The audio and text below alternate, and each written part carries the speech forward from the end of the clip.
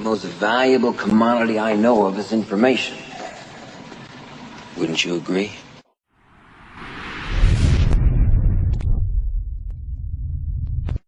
This audio is brought to you by Leader's Basement. It can be found in the public domain. Feel free to use and download.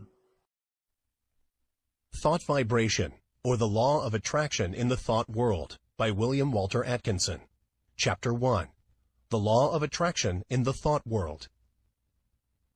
The universe is governed by law, one great law.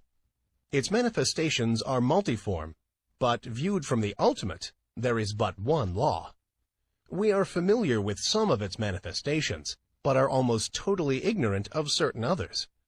Still, we are learning a little more every day. The veil is being gradually lifted. We speak learnedly of the law of gravitation, but ignore that equally wonderful manifestation, the law of attraction in the thought world. We are familiar with that wonderful manifestation of law which draws and holds together the atoms of which matter is composed. We recognize the power of the law that attracts bodies to the earth, that holds the circling worlds in their places. But we close our eyes to the mighty law that draws to us the things we desire or fear. When we come to see that thought is a force, a manifestation of energy, having a magnet-like power of attraction, we will begin to understand the why and wherefore of many things that have heretofore seemed dark to us. There is no study that will so well repay the student for his time and trouble as the study of the workings of this mighty law of the world of thought, the law of attraction. When we think, we send out vibrations of a fine ethereal substance, which are as real as the vibrations manifesting light, heat, electricity, and magnetism. That these vibrations are not evident to our five senses is no proof that they do not exist. A powerful magnet will send out vibrations and exert a force sufficient to attract to itself a piece of steel weighing 100 pounds, but we can neither see, taste, smell, hear, nor feel the mighty force. These thought vibrations, likewise, cannot be seen, tasted, smelled, heard, nor felt in the ordinary way. Although it is true that there are on record cases of persons peculiarly sensitive to psychic impressions who have perceived powerful thought waves, and very many of us can testify that we have distinctly felt the thought vibrations of others, both whilst in the presence of the sender and at a distance. Telepathy and its kindred phenomena are not idle dreams. Light and heat are manifested by vibrations of a far lower intensity than those of thought, but the difference is solely in the rate of vibration. The annals of science throw an interesting light upon this question. Professor Elisha Gray, an eminent scientist, says in his little book, The Miracles of Nature, "There is much food for speculation in the thought that there exist sound waves that no human ear can hear, and color waves of light that no eye can see. The long, dark, soundless space between 40,000 and 400 trillion vibrations per second, and the infinity of range beyond 700 trillion vibrations per second, where light ceases in the universe of motion, makes it possible to indulge in speculation." M. Williams, in his work entitled Short Chapters in Science, says, "There is no gradation between the most rapid undulations or tremblings that produce our sensation of sound and the slowest of those which give rise to our sensations of gentlest warmth. There is a huge gap between them, wide enough to include another world of motion, all lying between our world of sound and our world of heat and light. And there is no good reason whatever for supposing that matter is incapable of such intermediate activity, or that such activity may not give rise to intermediate sensations, provided there are organs for taking up and sensifying their movements." I cite the above authorities merely to give you food for thought, not to attempt to demonstrate to you the fact that thought vibrations exist. The last named fact has been fully established to the satisfaction of numerous investigators of the subject, and a little reflection will show you that it coincides with your own experiences. We often hear repeated the well-known mental science statement, "Thoughts are things." And we say these words over without consciously realizing just what is the meaning of the statement. If we fully comprehended the truth of the statement and the natural consequences of the truth back of it, we should understand many things which have appeared dark to us, and would be able to use the wonderful power thought force just as we use any other manifestation of energy. As I have said, when we think, we set into motion vibrations of a very high degree, but just as real as the vibrations of light, heat, sound, or electricity. And when we understand the laws governing the production and transmission of these vibrations, we will be able to use them in our daily life, just as we do the better-known forms of energy.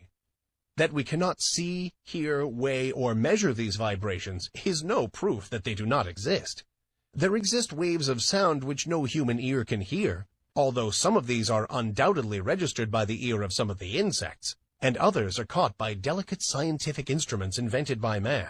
Yet there is a great gap between the sounds registered by the most delicate instrument and the limit which man's mind, reasoning by analogy, knows to be the boundary line between sound waves and some other forms of vibration. And there are light waves which the eye of man does not register, some of which may be detected by more delicate instruments, and many more so fine that the instrument has not yet been invented which will detect them, although improvements are being made every year, and the unexplored field gradually lessened.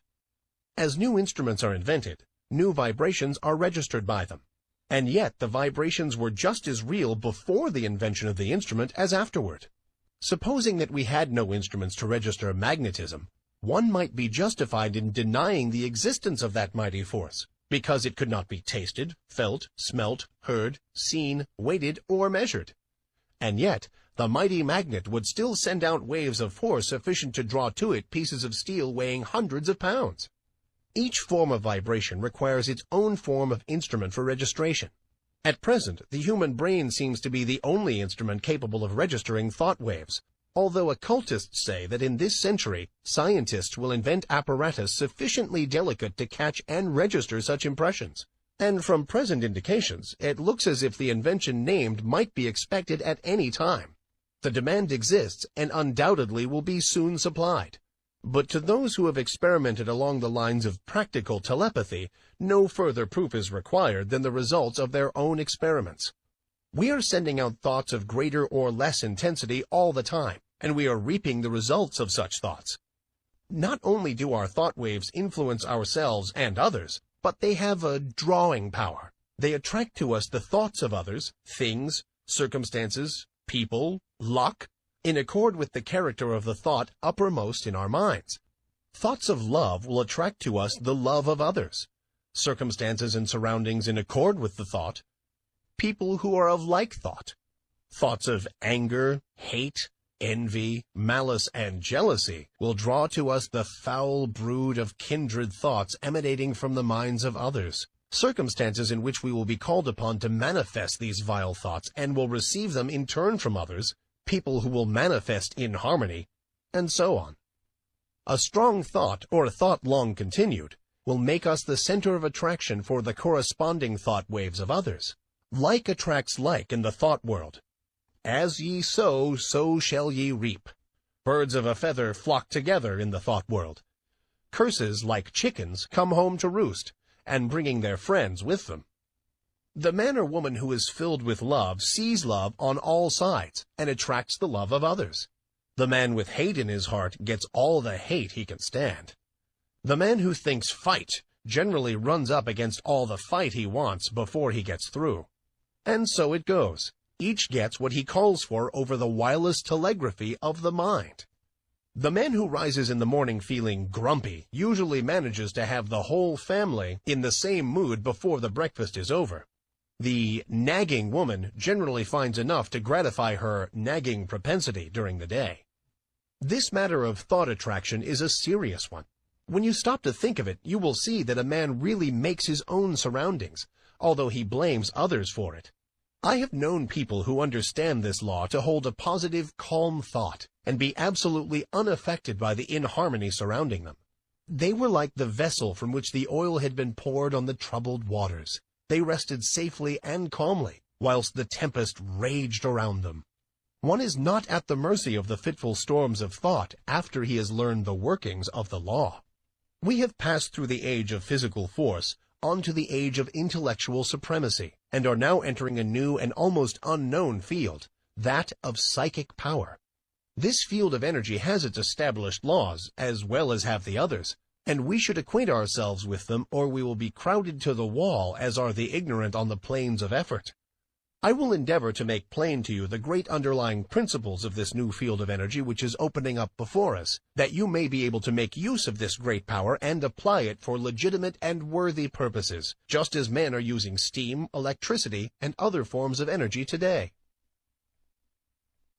Chapter 2. Thought Waves and Their Process of Reproduction. Like a stone thrown into the water, thought produces ripples and waves which spread out over the great ocean of thought. There is this difference, however. The waves on the water move only on a level plane in all directions, whereas thought waves move in all directions from a common center, just as do the rays from the sun. Just as we here on earth are surrounded by a great sea of air, so are we surrounded by a great sea of mind. Our thought waves move through this vast mental ether, extending, however, in all directions, as I have explained, becoming somewhat lessened in intensity according to the distance traversed, because of the friction occasioned by the waves coming in contact with the great body of mind surrounding us on all sides. These thought waves have other qualities differing from the waves on the water. They have the property of reproducing themselves.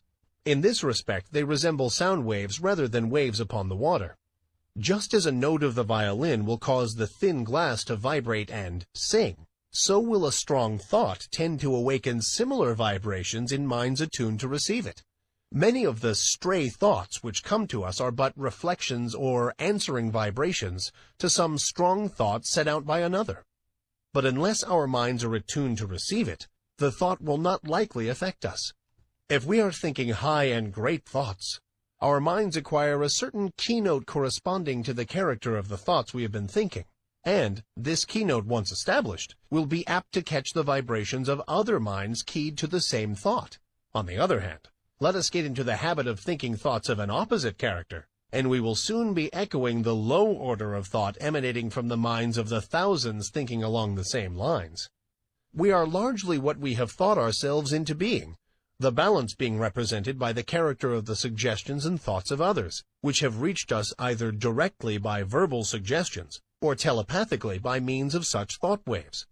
Our general mental attitude, however, determines the character of the thought waves received from others as well as the thoughts emanating from ourselves. We receive only such thoughts as are in harmony with the general mental attitude held by ourselves, the thoughts not in harmony affecting us very little, as they awaken no response in us. The man who believes thoroughly in himself and maintains a positive, strong mental attitude of confidence and determination is not likely to be affected by the adverse and negative thoughts of discouragement and failure emanating from the minds of other persons in whom these last qualities predominate. At the same time, these negative thoughts, if they reach one whose mental attitude is pitched on a low key, deepen his negative state and add fuel to the fire which is consuming his strength, or, if you prefer this figure, serve to further smother the fire of his energy and activity. We attract to us the thoughts of others of the same order of thought. The man who thinks success will be apt to get into tune with the minds of others thinking likewise, and they will help him, and he them. The man who allows his mind to dwell constantly upon thoughts of failure brings himself into close touch with the minds of other failure people, and each will tend to pull the other down still more. The man who thinks that all is evil is apt to see such evil, and will be brought into contact with others who will seem to prove his theory. And the man who looks for good in everything and everybody will be likely to attract to himself the things and people corresponding to his thought. We generally see that for which we look. You will be able to carry this idea more clearly if you will think of the Marconi wireless instruments, which receive the vibrations only from the sending instrument which has been attuned to the same key, while other telegrams are passing through the air in near vicinity without affecting the instrument. The same law applies to the operations of thought. We receive only that which corresponds to our mental attunement. If we have been discouraged, we may rest assured that we have dropped into a negative key, and have been affected not only by our own thoughts, but have also received the added depressing thoughts of similar character, which are constantly being sent out from the minds of other unfortunates who have not yet learned the law of attraction in the thought world.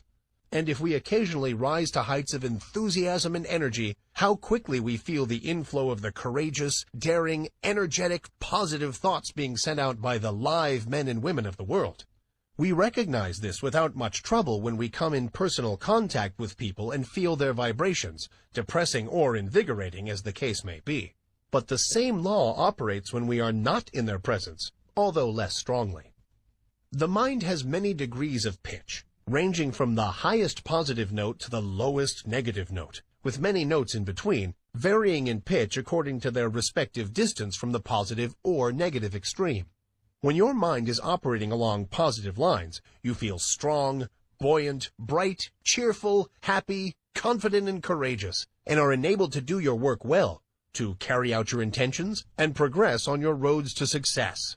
You send out strong positive thought, which affects others and causes them to cooperate with you or to follow your lead, according to their own mental keynote. When you are playing on the extreme negative end of the mental keyboard, you feel depressed, weak, passive, dull, fearful, and cowardly. And you find yourself unable to make progress or to succeed. And your effect upon others is practically nil. You are led by, rather than leading others, and are used as a human doormat or football by more positive persons. In some persons, the positive element seems to predominate, and in others, the negative quality seems to be more in evidence.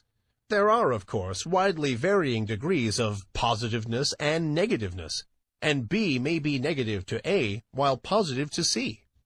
When two people first meet, there is generally a silent mental conflict in which their respective minds test their quality of positiveness and fix their relative position toward each other. This process may be unconscious in many cases, but it occurs nonetheless. The adjustment is often automatic, but occasionally the struggle is so sharp, the opponents being so well matched, that the matter forces itself into the consciousness of the two people.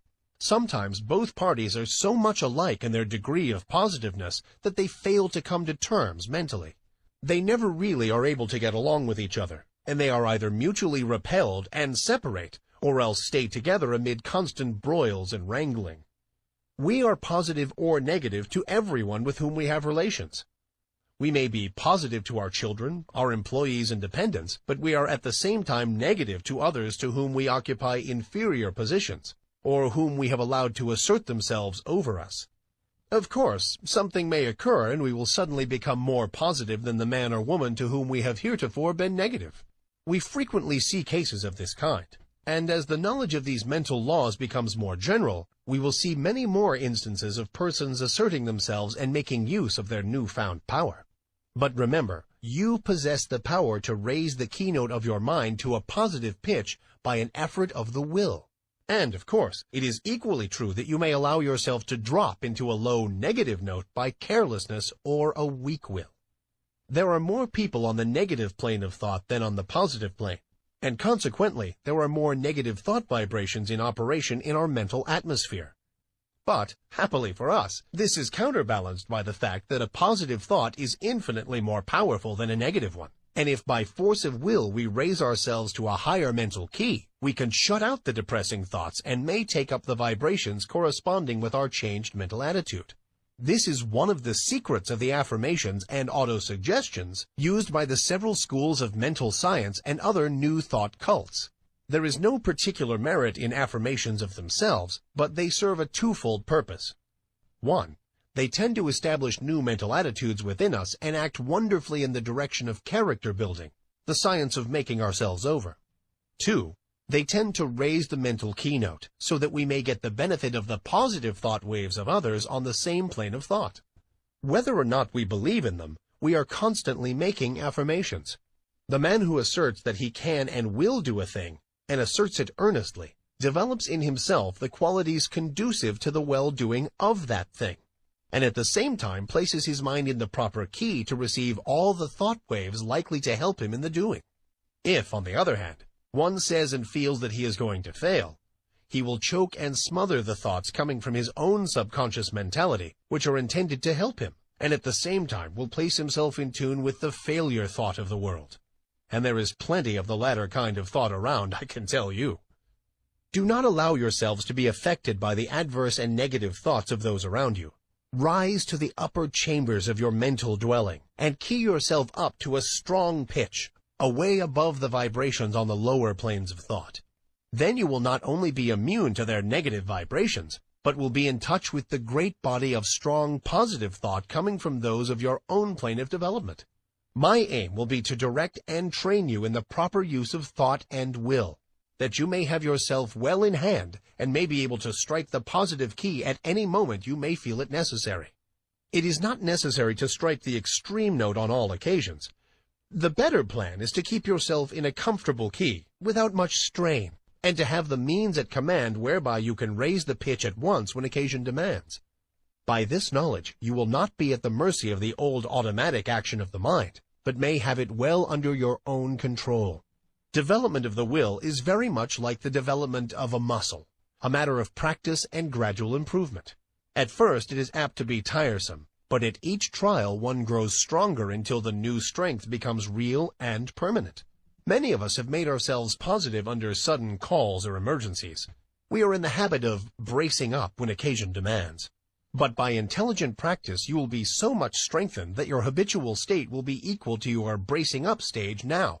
And then when you find it necessary to apply the spur, you will be able to reach a stage not dreamed of at present. Do not understand me as advocating a high tension continuously. This is not at all desirable, not only because it is apt to be too much of a strain upon you, but also because you will find it desirable to relieve the tension at times, and become receptive that you may absorb impressions. It is well to be able to relax and assume a certain degree of receptiveness, knowing that you are always able to spring back to the more positive state at will. The habitually strongly positive man loses much enjoyment and recreation. Positive, you give out expressions. Receptive, you take in impressions. Positive, you are a teacher. Receptive, a pupil. It is not only a good thing to be a good teacher, but it is also very important to be a good listener at times. Chapter 3. A Talk About the Mind.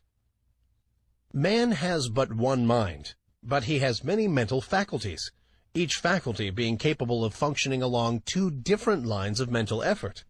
There are no distinct dividing lines separating the two several functions of a faculty, but they shade into each other as do the colors of the spectrum.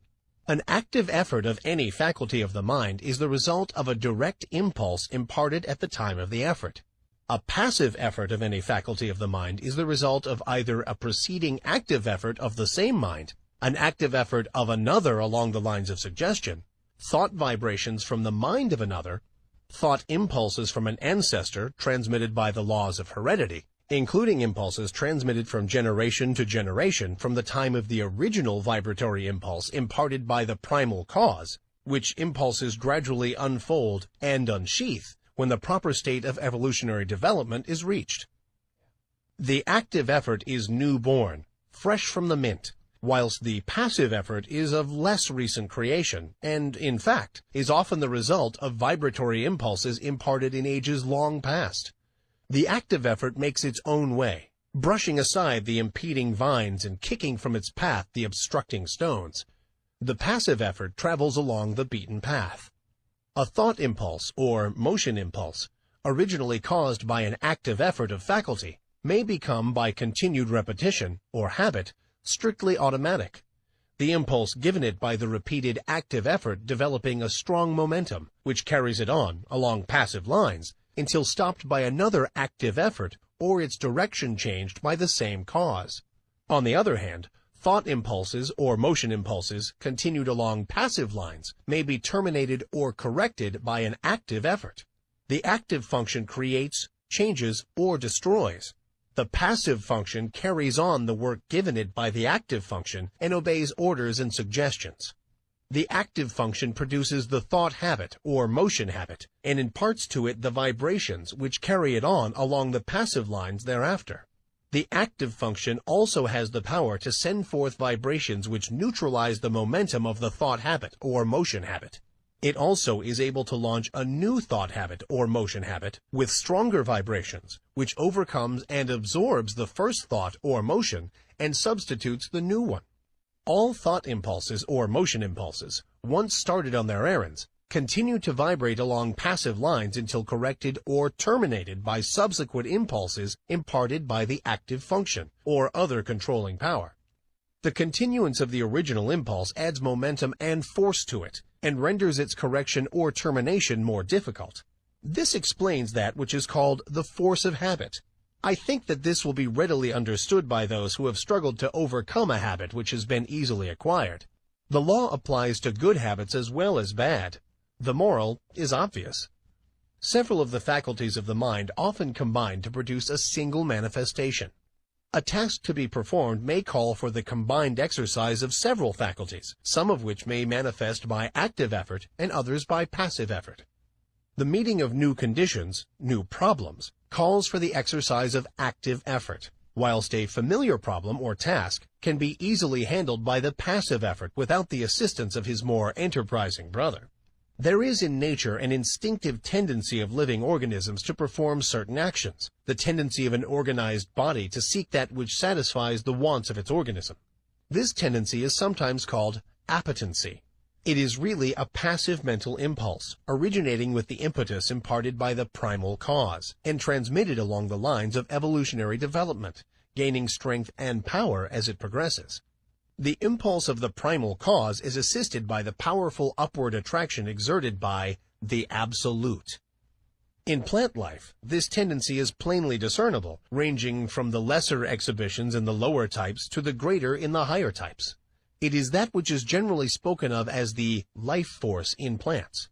It is, however, a manifestation of rudimentary mentation, functioning along the lines of passive effort. In some of the higher forms of plant life, there appears a faint color of independent life action, a faint indication of choice of volition. Writers on plant life relate many remarkable instances of this phenomenon. It is undoubtedly an exhibition of rudimentary active mentation. In the lower animal kingdom, a very high degree of passive mental effort is found, and, varying in degree in the several families and species, a considerable amount of active mentation is apparent. The lower animal undoubtedly possesses reason, only in a lesser degree than man, and, in fact, the display of volitional mentation exhibited by an intelligent animal is often nearly as high as that shown by the lower types of man or by a young child. As a child before birth shows in its body the stages of the physical evolution of man, so does a child before and after birth, until maturity, manifest the stages of the mental evolution of man.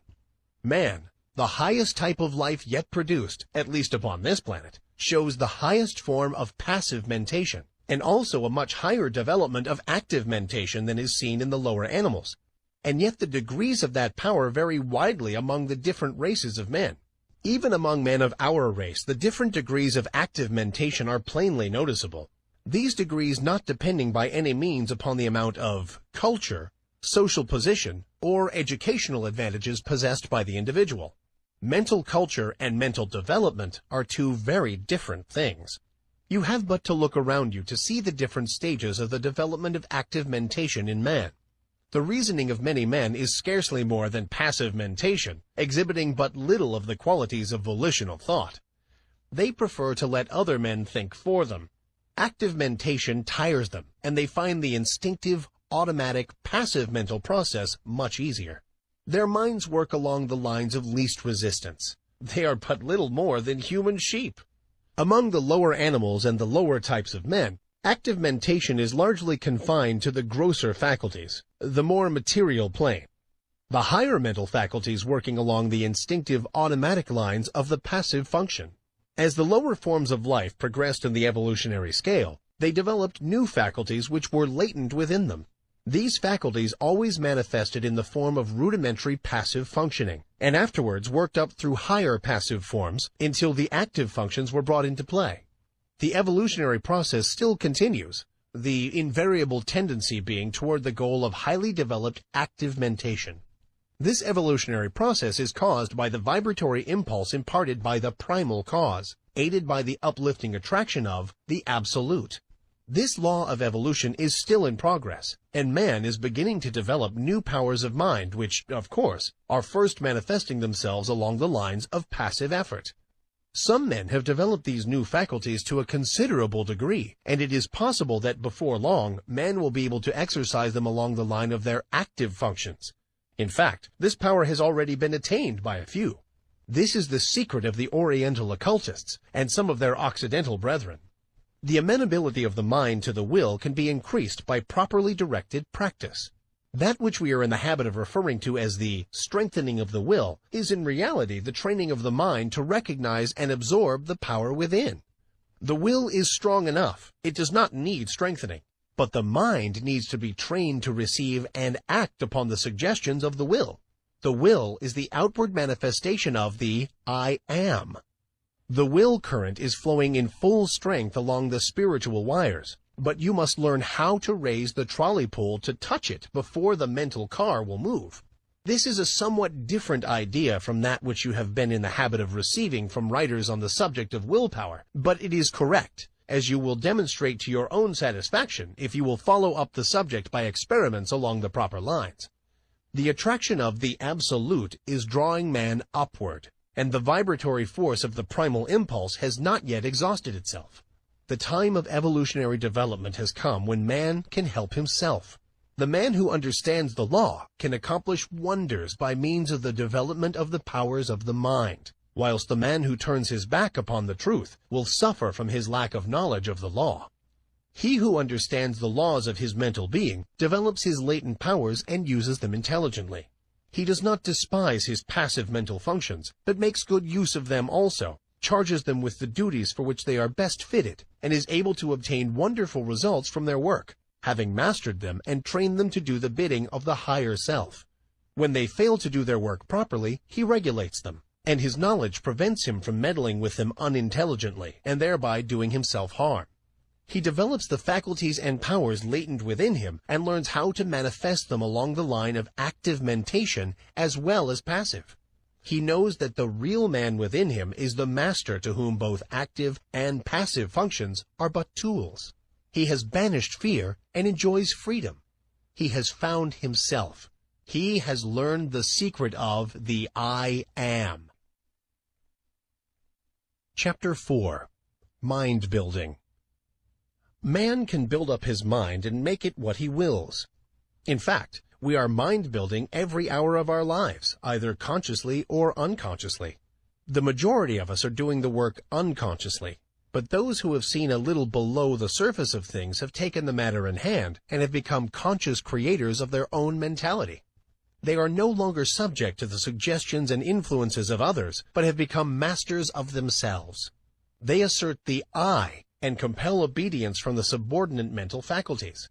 The I is the sovereign of the mind, and what we call will is the instrument of the I. Of course, there is something back of this, and the universal will is higher than the will of the individual. But the latter is in much closer touch with the universal will than is generally supposed, and when one conquers the lower self and asserts the I, he becomes in close touch with the universal will and partakes largely of its wonderful power. The moment one asserts the I and finds himself, he establishes a close connection between the individual will and the universal will. But before he is able to avail himself of the mighty power at his command, he must first effect the mastery of the lower self.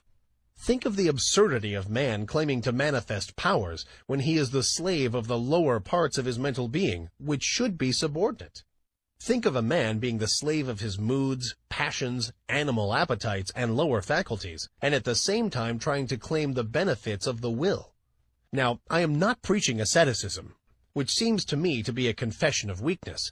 I am speaking of self-mastery, the assertion of the I over the subordinate parts of oneself. In the higher view of the subject, this I is the only real self, and the rest is the non-self. But our space does not permit the discussion of this point, and we will use the word self as meaning the entire man. Before a man can assert the I in its full strength, he must obtain the complete mastery of the subordinate parts of the self. All things are good when we learn to master them, but no thing is good when it masters us. Just so long as we allow the lower portions of the self to give us orders, we are slaves. It is only when the I mounts his throne and lifts the scepter that order is established and things assume their proper relation to each other. We are finding no fault with those who are swayed by their lower selves. They are in a lower grade of evolution and will work up in time. But we are calling the attention of those who are ready to the fact that the sovereign must assert his will and that the subjects must obey. Orders must be given and carried out. Rebellion must be put down and the rightful authority insisted upon. And the time to do it is now. You have been allowing your rebellious subjects to keep the king from his throne. You have been allowing the mental kingdom to be misgoverned by irresponsible faculties. You have been the slaves of appetite, unworthy thoughts, passion, and negativeness. The will has been set aside, and low desire has usurped the throne. It is time to re-establish order in the mental kingdom. You are able to assert the mastery over any emotion, appetite, passion, or class of thoughts by the assertion of the will. You can order fear to go to the rear, jealousy to leave your presence, hate to depart from your sight, anger to hide itself, worry to cease troubling you, uncontrolled appetite and passion to bow in submission and to become humble slaves instead of masters, all by the assertion of the I. You may surround yourself with the glorious company of courage, love, and self-control by the same means. You may put down the rebellion and secure peace and order in your mental kingdom if you will but utter the mandate and insist upon its execution. Before you march forth to empire, you must establish the proper internal condition. You must show your ability to govern your own kingdom. The first battle is the conquest of the lower self by the real self. Affirmation. I am asserting the mastery of my real self. Repeat these words earnestly and positively during the day at least once an hour, and particularly when you are confronted with conditions which tempt you to act on the lines of the lesser self instead of following the course dictated by the real self. In the moment of doubt and hesitation, say these words earnestly, and your way will be made clear to you. Repeat them several times after you retire and settle yourself to sleep. But be sure to back up the words with the thought inspiring them, and do not merely repeat them parrot-like. Form the mental image of the real self asserting its mastery over the lower planes of your mind. See the king on his throne. You will become conscious of an influx of new thought, and things which have seemed hard for you will suddenly become much easier. You will feel that you have yourself well in hand, and that you are the master and not the slave. The thought you are holding will manifest itself in action, and you will steadily grow to become that which you have in mind. Exercise. Fix the mind firmly on the higher self and draw inspiration from it when you feel led to yield to the promptings of the lower part of your nature. When you are tempted to burst into anger, assert the I, and your voice will drop. Anger is unworthy of the developed self. When you feel vexed and cross, remember what you are, and rise above your feeling. When you feel fearful, remember that the real self fears nothing, and assert courage. When you feel jealousy inciting, think of your higher nature and laugh. And so on, asserting the real self and not allowing the things on the lower plane of mentality to disturb you. They are unworthy of you and must be taught to keep their places.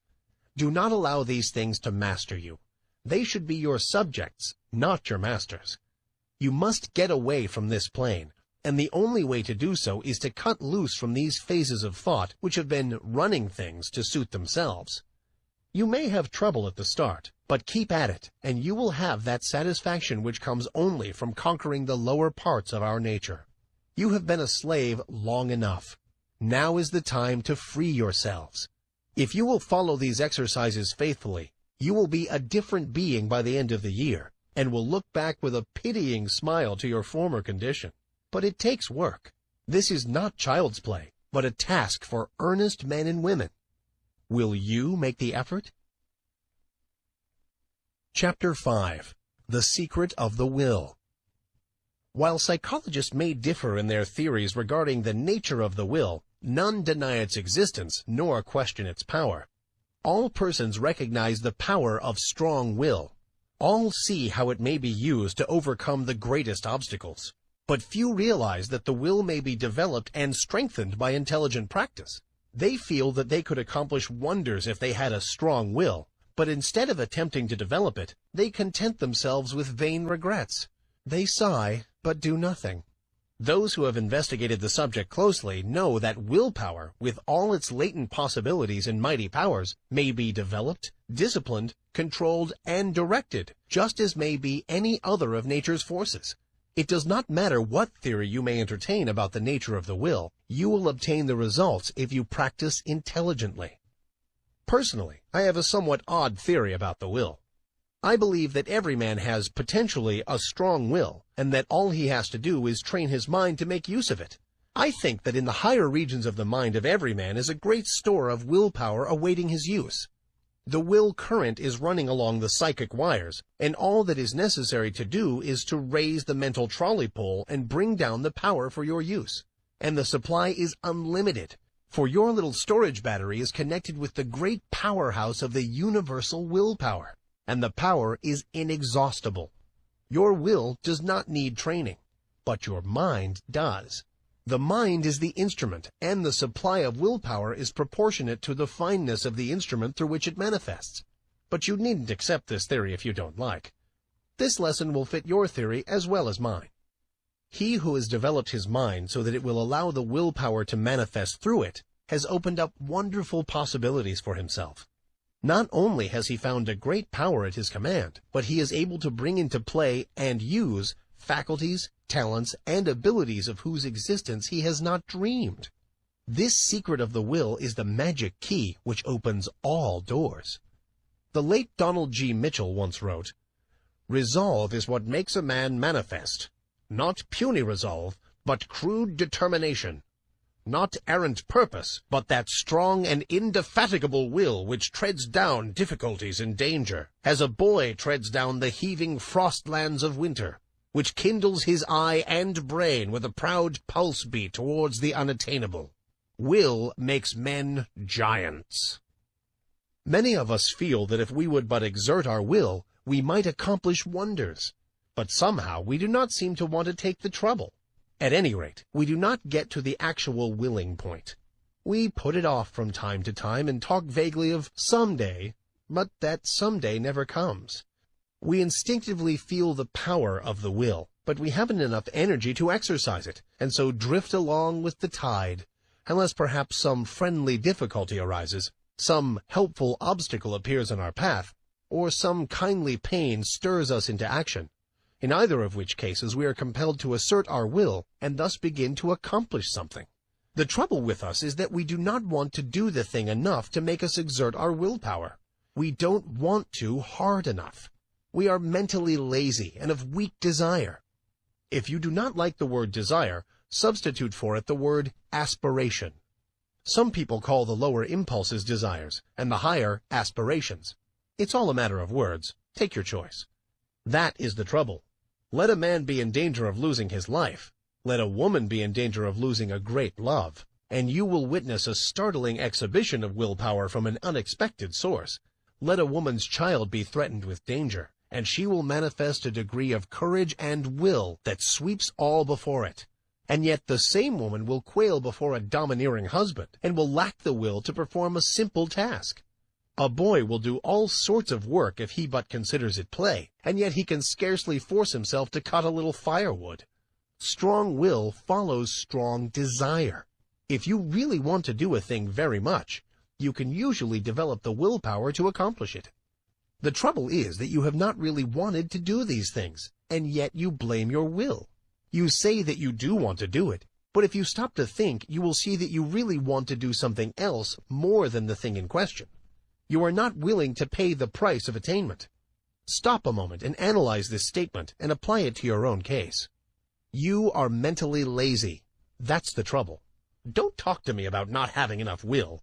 You have a great storehouse of will awaiting your use, but you are too lazy to use it. Now, if you are really in earnest about this matter, get to work and first find out what you really want to do. Then start to work and do it. Never mind about the willpower. You'll find a full supply of that whenever you need it. The thing to do is to get to the point where you will resolve to do. That's the real test, the resolving. Think of these things a little, and make up your mind whether or not you really want to be a willer sufficiently hard to get to work. Many excellent essays and books have been written on this subject, all of which agree regarding the greatness of willpower, the most enthusiastic terms being used. But few have anything to say about how this power may be acquired by those who have it not, or who possess it in but a limited degree. Some have given exercises designed to strengthen the will, which exercises really strengthen the mind so that it is able to draw upon its store of power. But they have generally overlooked the fact that in autosuggestion is to be found the secret of the development of the mind so that it may become the efficient instrument of the will. Autosuggestion. I am using my willpower. Say these words several times earnestly and positively immediately after finishing this article. Then repeat them frequently during the day, at least once an hour, and particularly when you meet something that calls for the exercise of willpower. Also repeat them several times after you retire and settle yourself for sleep. Now, there is nothing in the words unless you back them up with the thought. In fact, the thought is the whole thing, and the words only pegs upon which to hang the thought. So think of what you are saying and mean what you say. You must use faith at the start, and use the words with a confident expectation of the result. Hold the steady thought that you are drawing on your storehouse of willpower, and before long you will find that thought is taking form in action, and that your willpower is manifesting itself. You will feel an influx of strength with each repetition of the words. You will find yourself overcoming difficulties and bad habits, and will be surprised at how things are being smoothed out for you. Exercise. Perform at least one disagreeable task each day during the month. If there is any specially disagreeable task which you would like to shirk, that is the one for you to perform. This is not given to you in order to make you self-sacrificing or meek or anything of that sort. It is given you to exercise your will. Anyone can do a pleasant thing cheerfully, but it takes will to do the unpleasant thing cheerfully. And that is how you must do the work. It will prove a most valuable discipline to you. Try it for a month, and you will see where it comes in. If you shirk this exercise, you had better stop right here and acknowledge that you do not want willpower, and are content to stay where you are and remain a weakling. Chapter 6. How to become immune to injurious thought attraction. The first thing to do is to begin to cut out fear and worry. Fear thought is the cause of much unhappiness and many failures. You have been told this thing over and over again, but it will bear repeating. Fear is a habit of mind which has been fastened upon us by negative race thought, but from which we may free ourselves by individual effort and perseverance. Strong expectancy is a powerful magnet. He of the strong, confident desire attracts to him the things best calculated to aid him: persons, things, circumstances, surroundings. If he desires them hopefully, trustfully, confidently, calmly. And, equally true, he who fears a thing generally manages to start into operation forces which will cause the thing he feared to come upon him. Don't you see? The man who fears really expects the feared thing, and in the eyes of the law is the same as if he really had wished for or desired it. The law is operative in both cases. The principle is the same.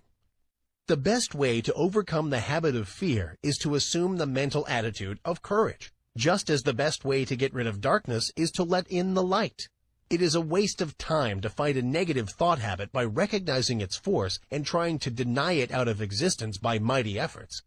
The best, surest, easiest, and quickest method is to assume the existence of the positive thought desired in its place, and by constantly dwelling upon the positive thought, manifest it into objective reality.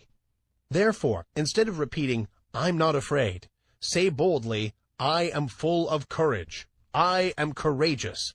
You must assert, "There's nothing to fear," which, although in the nature of a denial, simply denies the reality of the object causing fear, rather than admitting the fear itself and then denying it. To overcome fear, one should hold firmly to the mental attitude of courage.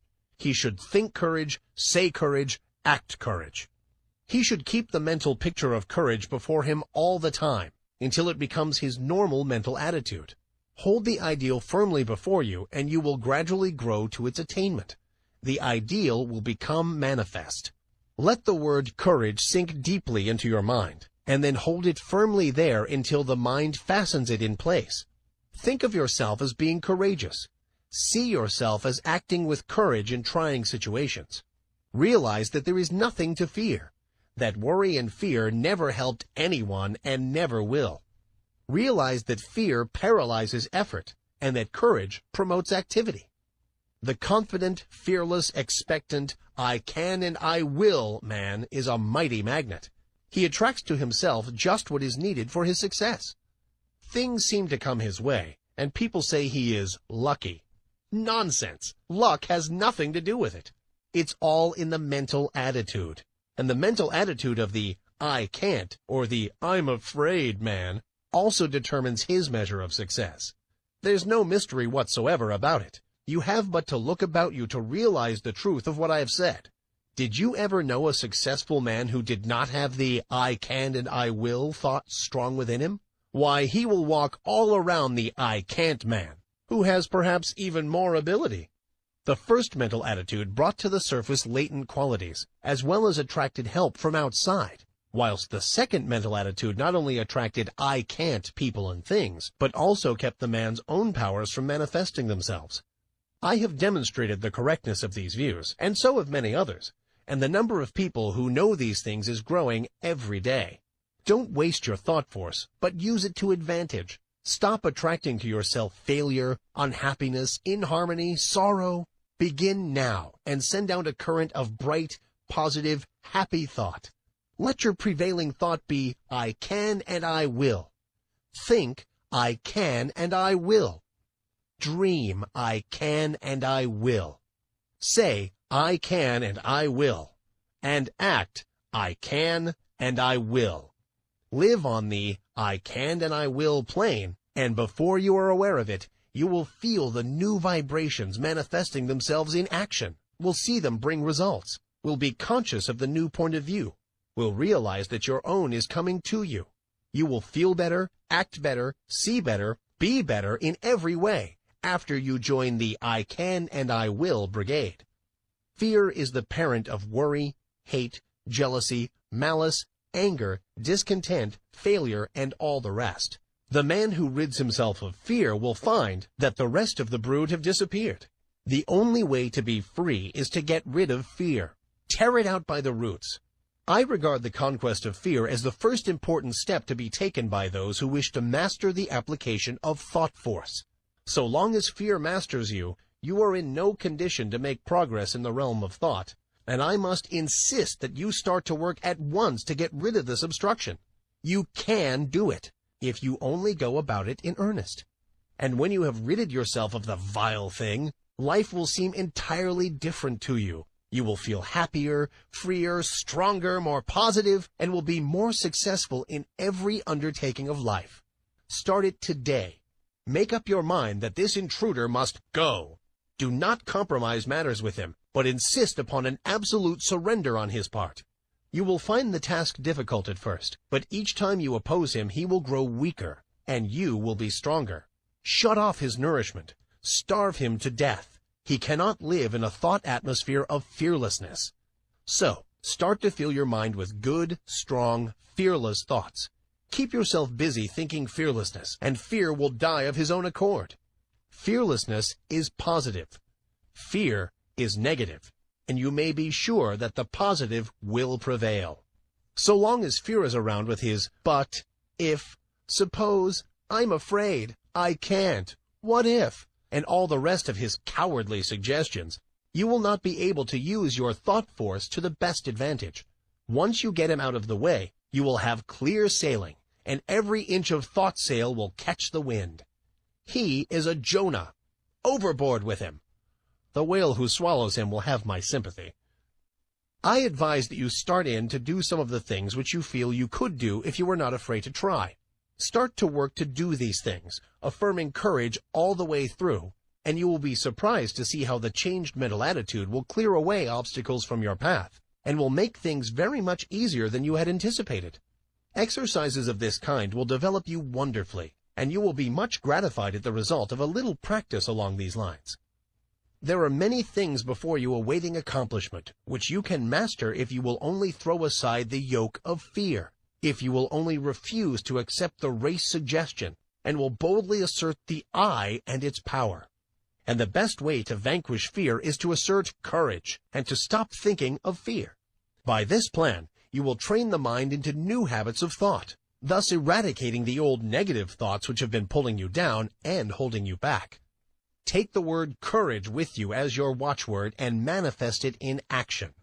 Remember, the only thing to fear is fear, and, well, don't even fear fear, for he's a cowardly chap at the best, who will run if you show a brave front. Chapter 7. The Transmutation of Negative Thought.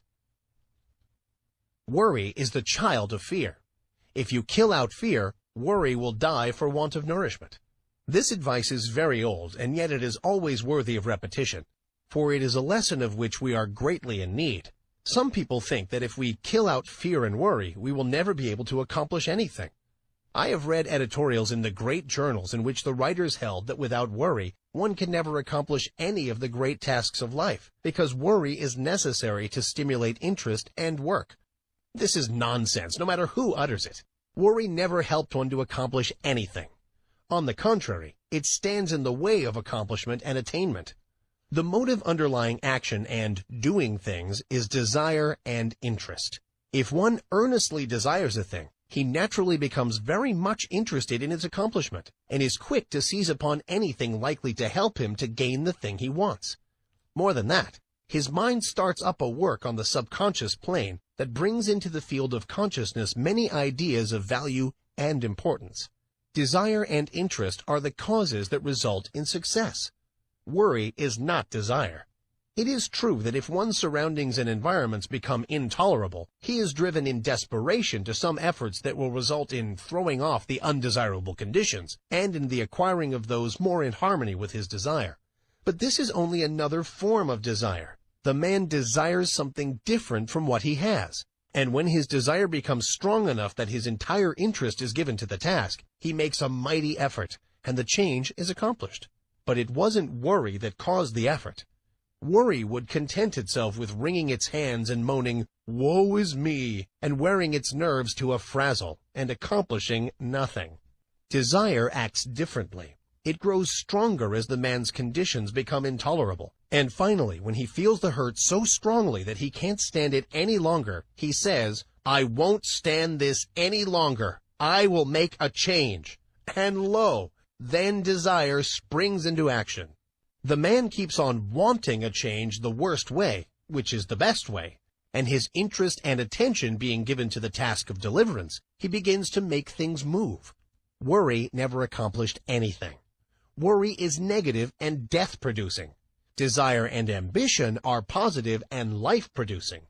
A man may worry himself to death, and yet nothing will be accomplished. But let that man transmute his worry and discontent into desire and interest, coupled with a belief that he is able to make the change, the I can and I will idea, then something happens. Yes, fear and worry must go before we can do much.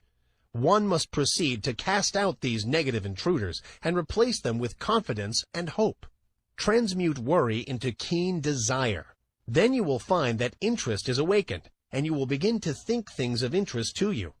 Thoughts will come to you from the great reserve stock in your mind, and you will start to manifest them in action. Moreover, you will be placing yourself in harmony with similar thoughts of others, and will draw to you aid and assistance from the great volume of thought waves with which the world is filled. One draws to himself thought waves corresponding in character with the nature of the prevailing thoughts in his one mind, his mental attitude. Then again he begins to set into motion the great law of attraction, whereby he draws to him others likely to help him, and is, in turn, attracted to others who can aid him. This law of attraction is no joke, no metaphysical absurdity, but is a great live working principle of nature, and anyone may learn by experimenting and observing. To succeed in anything, you must want it very much. Desire must be in evidence in order to attract. The man of weak desires attracts very little to himself. The stronger the desire, the greater the force set into motion. You must want a thing hard enough before you can get it. You must want it more than you do the things around you, and you must be prepared to pay the price for it. The price is the throwing overboard of certain lesser desires that stand in the way of the accomplishment of the greater one. Comfort, ease, leisure, amusements, and many other things may have to go, not always though. It all depends on what you want. As a rule, the greater the thing desired, the greater the price to be paid for it. Nature believes in adequate compensation, but if you really desire a thing in earnest, you will pay the price without question, for the desire will dwarf the importance of the other things. You say that you want a thing very much and are doing everything possible toward its attainment? Pshaw! You are only playing desire. Do you want the thing as much as a prisoner wants freedom? As much as a dying man wants life? Look at the almost miraculous things accomplished by prisoners desiring freedom. Look how they work through steel plates and stone walls with a bit of stone. Is your desire as strong as that? Do you work for the desired thing as if your life depended on it? Nonsense! You don't know what desire is. I tell you, if a man wants a thing as much as the prisoner wants freedom, or as much as a strongly vital man wants life, then that man will be able to sweep away obstacles and impediments apparently immovable. The key to attainment is desire, confidence, and will. This key will open many doors. Fear paralyzes desire. It scares the life out of it. You must get rid of fear. There have been times in my life when fear would get hold of me and take a good firm grip on my vitals, and I would lose all hope, all interest, all ambition, all desire. But, thank the Lord, I have always managed to throw off the grip of the monster and face my difficulty like a man. And lo, things would seem to be straightened out for me somehow. Either the difficulty would melt away, or I would be given means to overcome, or get around, or under or over it. It is strange how this works. No matter how great is the difficulty, when we finally face it with courage and confidence in ourselves, we seem to pull through somehow, and then we begin to wonder what we were scared about. This is not a mere fancy. It is the working of a mighty law, which we do not as yet fully understand, but which we may prove at any time. People often ask, "It's all very well for you New Thought people to say, 'Don't worry,' but what's a person to do when he thinks of all the possible things ahead of him which might upset him and his plans?" Well, all that I can say is that the man is foolish to bother about thinking of troubles to come at some time in the future. The majority of things that we worry about don't come to pass at all. A large proportion of the others come in a milder form than we had anticipated, and there are always other things which come at the same time which help us to overcome the trouble. The future holds in store for us not only difficulties to be overcome, but also agents to help us in overcoming the difficulties. Things adjust themselves. We are prepared for any trouble which may come upon us, and when the time comes, we somehow find ourselves able to meet it. God not only tempers the wind to the shorn lamb, but he also tempers the shorn lamb to the wind. The winds and the shearing do not come together. There is usually enough time for the lamb to get seasoned, and then he generally grows new wool before the cold blast comes. It has been well said that 9/10 of the worries are over things which never comes to pass, and that the other 10th is over things of little or no account. So what's the use of using up all your reserve force and fretting over future troubles if this be so? Better wait until your troubles really come before you worry. You will find that by this storing up of energy, you will be able to meet about any sort of trouble that comes your way. What is it that uses up all the energy in the average man or woman anyway? Is it the real overcoming of difficulties or the worrying about impending troubles? It's always tomorrow, tomorrow, and yet tomorrow never comes just as we feared it would. Tomorrow is all right. It carries in its grip good things as well as troubles. Bless my soul, when I sit down and think over the things which I once feared might possibly descend upon me, I laugh. Where are those feared things now? I don't know. Have almost forgotten that I ever feared them. You do not need to fight worry. That isn't the way to overcome the habit. Just practice concentration and then learn to concentrate upon something right before you, and you will find that the worry thought has vanished. The mind can think of but one thing at a time, and if you concentrate upon a bright thing, the other thing will fade away. There are better ways of overcoming objectionable thoughts than by fighting them. Learn to concentrate upon thoughts of an opposite character, and you will have solved the problem. When the mind is full of worry thoughts, it cannot find time to work out plans to benefit you. But when you have concentrated upon bright, helpful thoughts, you will discover that it will start to work subconsciously. And when the time comes, you will find all sorts of plans and methods by which you will be able to meet the demands upon you. Keep your mental attitude right, and all things will be added unto you. There's no sense in worrying. Nothing has ever been gained by it, and nothing ever will be. Bright, cheerful, and happy thoughts attract bright, cheerful, and happy things to us. Worry drives them away. Cultivate the right mental attitude. Chapter 8. The Law of Mental Control. Your thoughts are either faithful servants or tyrannical masters, just as you allow them to be. You have the say about it. Take your choice. They will either go about your work under direction of the firm will, doing it the best they know how, not only in your waking hours, but when you are asleep. Some of our best mental work being performed for us when our conscious mentality is at rest, as is evidenced by the fact that when the morning comes, we find troublesome problems have been worked out for us during the night. Or they will ride all over us and make us their slaves if we are foolish enough to allow them to do so. More than half the people of the world are slaves of every vagrant thought which may seem fit to torment them. Your mind is given you for your good and for your own use, not to use you. There are very few people who seem to realize this, and who understand the art of managing the mind. The key to the mystery is concentration. A little practice will develop within every man the power to use the mental machine properly. When you have some mental work to do, concentrate upon it to the exclusion of everything else, and you will find that the mind will get right down to business, to the work at hand, and matters will be cleared up in no time. There is an absence of friction, and all waste motion or lost power is obviated. Every pound of energy is put to use, and every revolution of the mental driving wheel counts for something. It pays to be able to be a competent mental engineer, and the man who understands how to run his mental engine knows that one of the important things is to be able to stop it when the work has been done. He does not keep putting coal in the furnace and maintaining a high pressure after the work is finished, or when the day's portion of the work has been done. Some people act as if the engine should be kept running whether there was any work to be done or not, and then they complain if it gets worn out and wobbles and needs repairing. These mental engines are fine machines and need intelligent care. To those who are acquainted with the laws of mental control, it seems absurd for one to lie awake at night fretting about the problems of the day, or more often, of the morrow. It is just as easy to slow down the mind as it is to slow down an engine, and thousands of people are learning to do this in these days of new thought. The best way to do it is to think of something else, as far different from the obtruding thought as possible.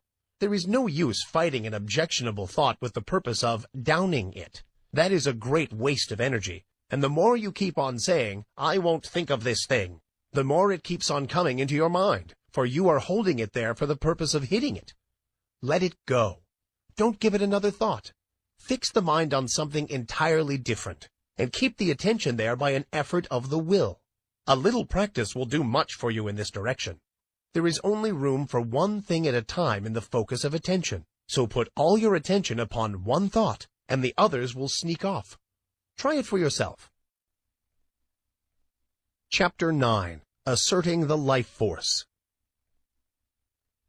I have spoken to you of the advantage of getting rid of fear. Now I wish to put life into you. Many of you have been going along as if you were dead. No ambition, no energy, no vitality, no interest, no life. This will never do. You are stagnating. Wake up and display a few signs of life. This is not the place in which you can stalk around like a living corpse. This is the place for wide-awake, active, live people, and a good general awakening is what is needed, although it would take nothing less than a blast from Gabriel's trumpet to awaken some of the people who are stalking around, thinking that they are alive, but who are really dead to all that makes life worthwhile. We must let life flow through us, and allow it to express itself naturally. Do not let the little worries of life, or the big ones either, depress you and cause you to lose your vitality. Assert the life force within you, and manifest it in every thought, act, and deed, and before long you will be exhilarated and fairly bubbling over with vitality and energy. Put a little life into your work, into your pleasures, into yourself. Stop doing things in a half-headed way, and begin to take an interest in what you are doing, saying, and thinking. It is astonishing how much interest we may find in the ordinary things of life if we will only wake up. There are interesting things all around us, interesting events occurring every moment, but we will not be aware of them unless we assert our life force and begin to actually live instead of merely existing. No man or woman ever amounted to anything unless he or she put life into the tasks of everyday life, the acts, the thoughts. What the world needs is live men and women. Just look into the eyes of the people whom you meet, and see how few of them are really alive. The most of them lack that expression of conscious life which distinguishes the man who lives from the one who simply exists. I want you to acquire this sense of conscious life so that you may manifest it in your life and show what mental science has done for you. I want you to get to work today and begin to make yourselves over according to the latest pattern. You can do this if you will only take the proper interest in the task. Affirmation and exercise. Fix in your mind the thought that the I within you is very much alive and that you are manifesting life fully, mentally and physically. And keep this thought there, aiding yourself with constant repetitions of the watchword. Don't let the thought escape you, but keep pushing it back into the mind. Keep it before the mental vision as much as possible. Repeat the watchword when you awaken in the morning. Say it when you retire at night. And say it at mealtimes, and whenever else you can during the day, at least once an hour. Form the mental picture of yourself as filled with life and energy. Live up to it as far as possible. When you start in to perform a task, say, I am alive, and mix up as much life as possible in the task. If you find yourself feeling depressed, say, I am alive, and then take a few deep breaths, and with each inhalation, let the mind hold the thought that you are breathing in strength and life, and as you exhale, hold the thought that you are breathing out all the old, dead, negative conditions, and are glad to get rid of them.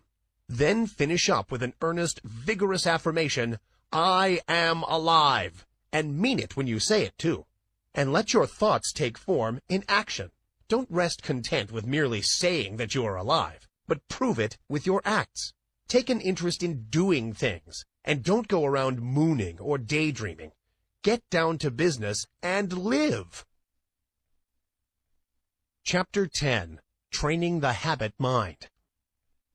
Professor William James, the well-known teacher of and writer upon psychology, very truly says, "The great thing in all education is to make our nervous system our ally instead of our enemy.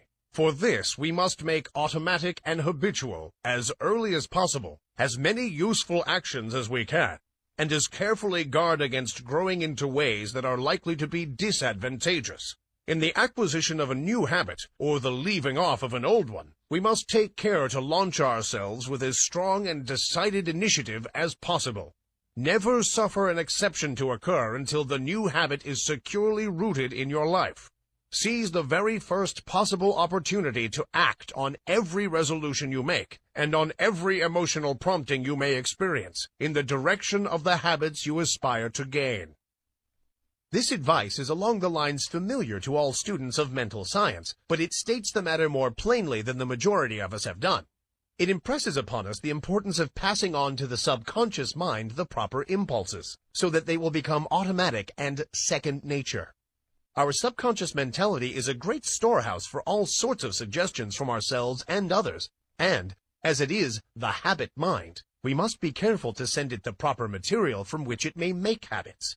If we get into the habit of doing certain things, we may be sure that the subconscious mentality will make it easier for us to do just the same thing over and over again, easier each time, until finally we are firmly bound with the ropes and chains of the habit, and find it more or less difficult, sometimes almost impossible, to free ourselves from the hateful thing. We should cultivate good habits against the hour of need.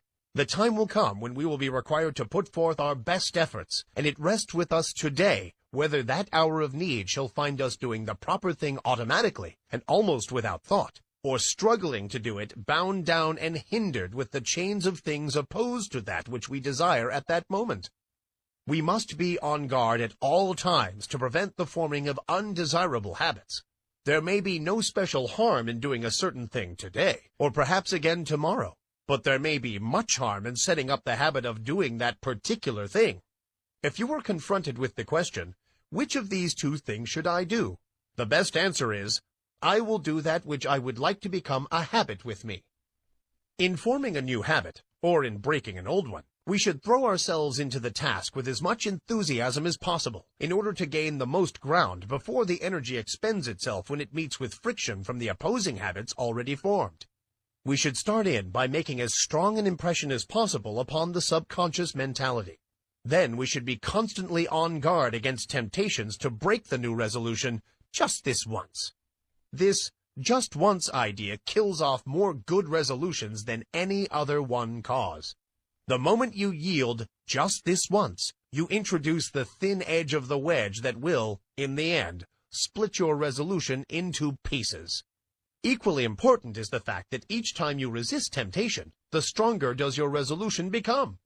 Act upon your resolution as early and as often as possible. As with every manifestation of thought in action, the stronger does it become. You are adding to the strength of your original resolution every time you back it up with action. The mind has been likened to a piece of paper that has been folded. Ever afterwards it has a tendency to fold in the same crease, unless we make a new crease or fold, when it will follow the last lines. And the creases are habits. Every time we make one, it is so much easier for the mind to fold along the same crease afterward. Let us make our mental creases in the right direction. Chapter 11. The Psychology of Emotion. One is apt to think of the emotions as independent from habit. We easily may think of one acquiring habits of action, or even of thinking, but we are apt to regard the emotions as something connected with feeling, and quite divorced from intellectual effort. Yet, notwithstanding the distinction between the two, both are dependent largely upon habit, and one may repress, increase, develop, and change one's emotions, just as one may regulate habits of action and lines of thought. It is an axiom of psychology that emotions deepen by repetition. If a person allows a state of feeling to thoroughly take possession of him, he will find it easier to yield to the same emotion the second time, and so on, until the particular emotion or feeling becomes second nature to him. If an undesirable emotion shows itself inclined to take up a permanent abode with you, you had better start to work to get rid of it, or at least to master it. And the best time to do this is at the start, for each repetition renders the habit more firmly entrenched, and the task of dislodging it more difficult. Were you ever jealous? If so, you will remember how insidious was its first approach, how subtly it whispered hateful suggestions into your willing ear, and how gradually it followed up such suggestions until, finally, you began to see green. Jealousy has an effect upon the bile, and causes it to poison the blood. This is why the idea of green is always associated with it. Then you will remember how the thing seemed to grow, taking possession of you until you scarcely could shake it off. You found it much easier to become jealous the next time. It seemed to bring before you all sorts of objects apparently justifying your suspicions and feeling. Everything began to look green. The green-eyed monster waxed fat. And so it is with every feeling or emotion. If you give way to a fit of rage, you will find it easier to become angry the next time, on less provocation. The habit of feeling and acting mean does not take long to firmly settle itself in its new home if encouraged. Worry is a great habit for growing and waxing fat. People start by worrying about big things, and then begin to worry and fret about some smaller thing. And then the merest trifle worries and distresses them. They imagine that all sorts of evil things are about to befall them. If they start on a journey, they are certain there is going to be a wreck.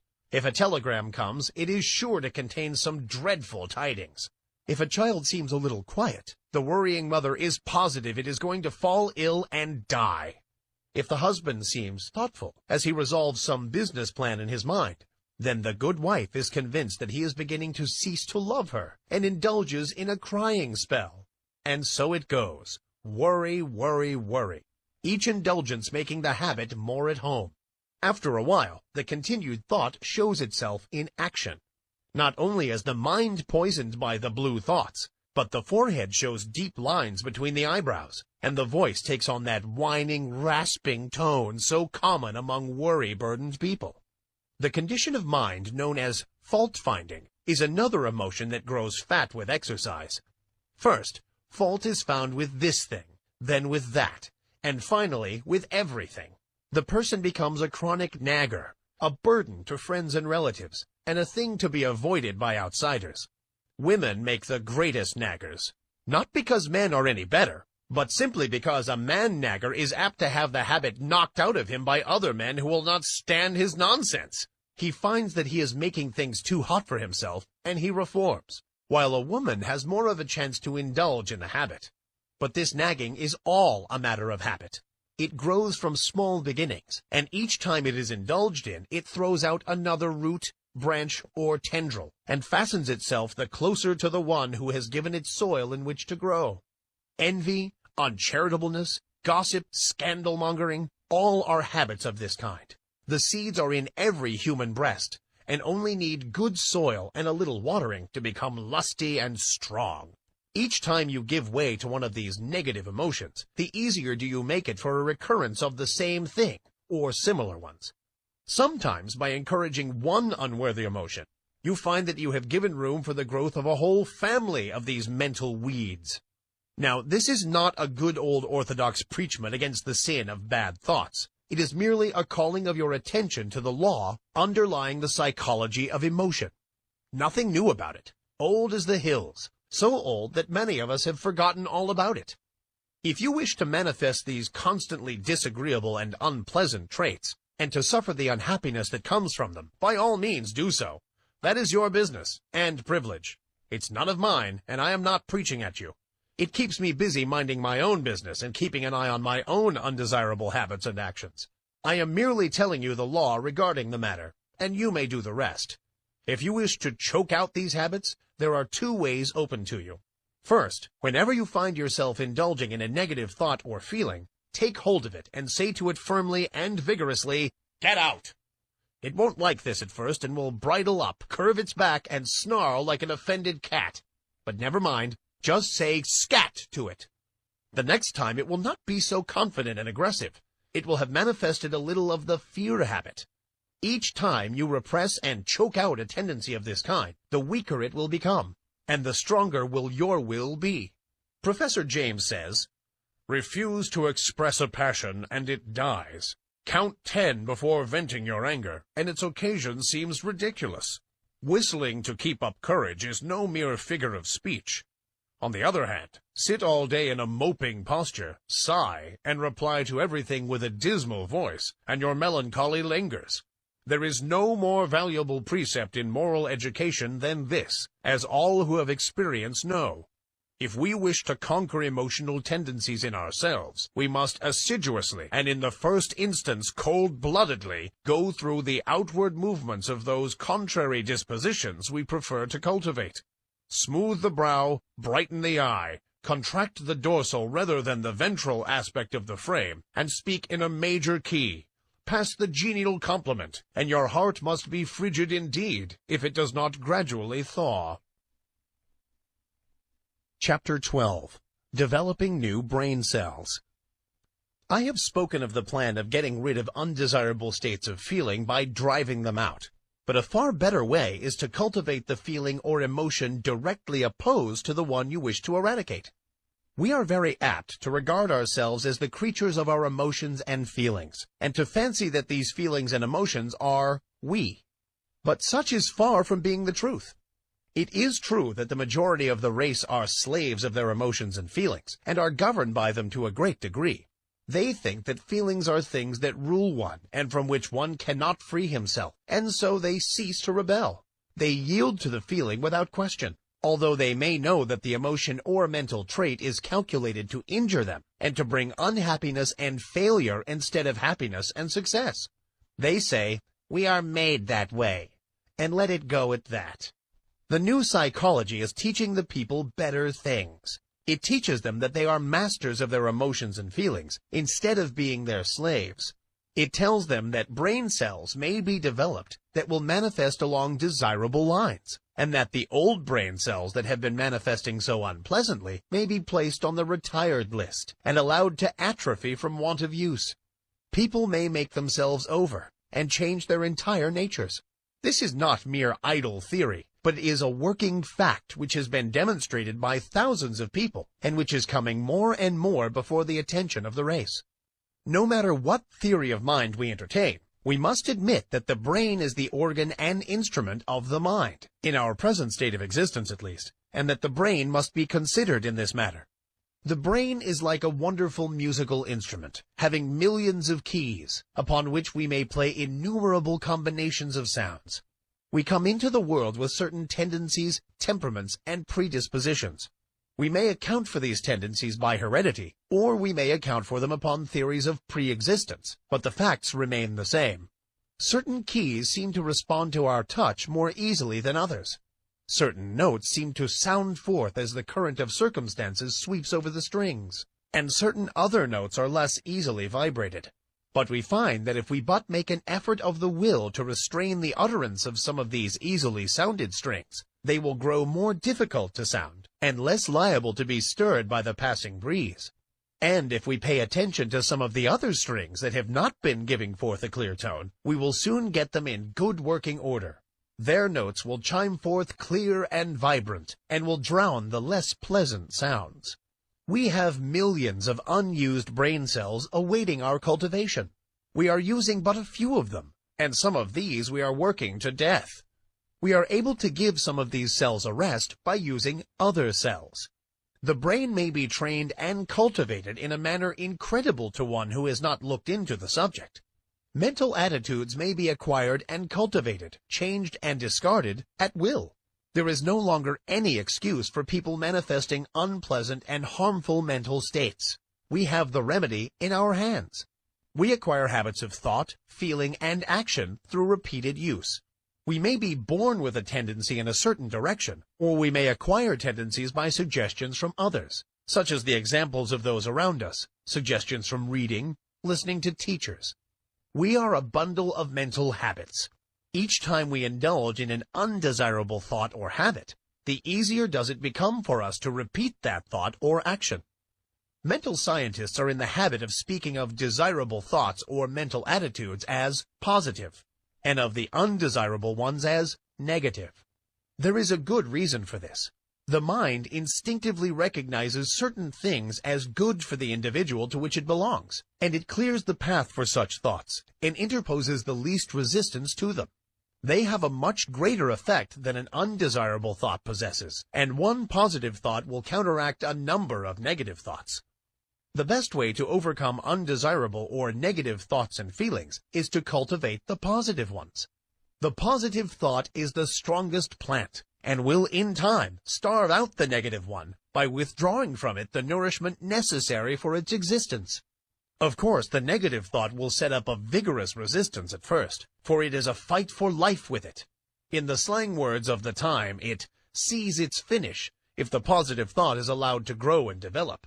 And, consequently, it makes things unpleasant for the individual until he has started well into the work of starving it out. Brain cells do not like to be laid on the shelf any more than does any other form of living energy, and they rebel and struggle until they become too weak to do so. The best way is to pay as little attention as possible to these weeds of the mind, but put in as much time as possible watering, caring for, and attending to the new and beautiful plants in the garden of the mind. For instance, if you are apt to hate people, you can best overcome the negative thought by cultivating love in its place. Think love and act it out as often as possible. Cultivate thoughts of kindness and act as kindly as you can to everyone with whom you come in contact. You will have trouble at the start, but gradually love will master hate, and the latter will begin to droop and wither. If you have a tendency toward the blues, cultivate a smile and a cheerful view of things. Insist upon your mouth wearing upturned corners, and make an effort of the will to look upon the bright side of things. The blue devils will set up a fight, of course, but pay no attention to them. Just go on cultivating optimism and cheerfulness. Let bright, cheerful, and happy be your watchword, and try to live it out. These recipes may seem very old and time-worn, but they are psychological truths and may be used by you to advantage. If you once comprehend the nature of the thing, The affirmations and autosuggestions of the several schools may be understood and taken advantage of. You may make yourself energetic instead of slothful, active instead of lazy, by this method. It is all a matter of practice and steady work. New thought people often have much to say about holding the thought, and indeed, it is necessary to hold the thought in order to accomplish results. But something more is needed. You must act out the thought until it becomes a fixed habit with you. Thoughts take form in action, and in turn, actions influence thought. So by acting out certain lines of thought, the actions react upon the mind, and increase the development of the part of the mind having close relation to the act. Each time the mind entertains a thought, the easier becomes the resulting action, and each time an act is performed, the easier becomes the corresponding thought. So you see, the thing works both ways, action and reaction. If you feel cheerful and happy, it is very natural for you to laugh. And if you will laugh a little, you will begin to feel bright and cheerful. Do you see what I'm trying to get at? Here it is in a nutshell. If you wish to cultivate a certain habit of action, begin by cultivating the mental attitude corresponding to it. And as a means of cultivating that mental attitude, start in to act out or go through the motions of the act corresponding to the thought. Now, see if you cannot apply this rule. Take up something that you really feel should be done, but which you do not feel like doing. Cultivate the thought leading up to it. Say to yourself, I like to do so and so, and then go through the motions, cheerfully, remember, and act out the thought that you like to do the thing. Take an interest in the doing. Study out the best way to do it. Put brains into it. Take a pride in it, and you will find yourself doing the things with a considerable amount of pleasure and interest. You will have cultivated a new habit. If you prefer trying it on some mental trait of which you wish to be rid, it will work the same way. Start in to cultivate the opposite trait, and think it out and act it out for all you are worth. Then watch the change that will come over you. Don't be discouraged at the resistance you will encounter at first, but sing gaily, I can and I will, and get to work in earnest. The important thing in this work is to keep cheerful and interested. If you manage to do this, the rest will be easy. Chapter 13. The Attractive Power, Desire Force. We have discussed the necessity of getting rid of fear, that your desire may have full strength with which to work. Supposing that you have mastered this part of the task, or at least started on the road to mastery, I will now call your attention to another important branch of the subject. I allude to the subject of mental leaks. No, I don't mean the leakage arising from your failure to keep your own secrets. That is also important, but forms another story. The leakage I am now referring to is that occasioned by the habit of having the attention attracted to and distracted by every passing fancy. In order to attain a thing, it is necessary that the mind should fall in love with it and be conscious of its existence, almost to the exclusion of everything else. You must get in love with the thing you wish to attain, just as much as you would if you were to meet the girl or man you wish to marry. I do not mean that you should become a monomaniac upon the subject, and should lose all interest in everything else in the world. That won't do, for the mind must have recreation and change. But I do mean that you must be so set upon the desired thing that all else will seem of secondary importance. A man in love may be pleasant to everyone else, and may go through the duties and pleasures of life with good spirit. But underneath it all he is humming to himself, just one girl, and every one of his actions is bent toward getting that girl and making a comfortable home for her. Do you see what I mean? You must get in love with the thing you want, and you must get in love with it in earnest. None of this latter-day flirting, on today and off tomorrow sort of love, but the good old-fashioned kind, that used to make it impossible for a young man to get to sleep unless he took a walk around his best girl's house, just to be sure it was still there. That's the real kind. And the man or woman in search of success must make of that desired thing his ruling passion. He must keep his mind on the main chance. Success is jealous. That's why we speak of her as feminine. She demands a man's whole affection, and if he begins flirting with other fair charmers, she soon turns her back upon him. If a man allows his strong interest in the main chance to be sidetracked, he will be the loser. Mental force operates best when it is concentrated. You must give to the desired thing your best and most earnest thought. Just as the man who is thoroughly in love will think out plans and schemes whereby he may please the fair one, so will the man who is in love with his work or business give it his best thought, and the result will be that 101 plans will come into his field of consciousness, many of which are very important. The mind works on the subconscious plane, remember, and almost always along the lines of the ruling passion or desire. It will fix up things and patch together plans and schemes, and when you need them the most, it will pop them into your consciousness, and you will feel like hurrahing, just as if you had received some valuable aid from outside. But if you scatter your thought force, the subconscious mind will not know just how to please you, and the result is that you are apt to be put off from this source of aid and assistance. Beside this, you will miss the powerful result of concentrated thought in the conscious working out of the details of your plans.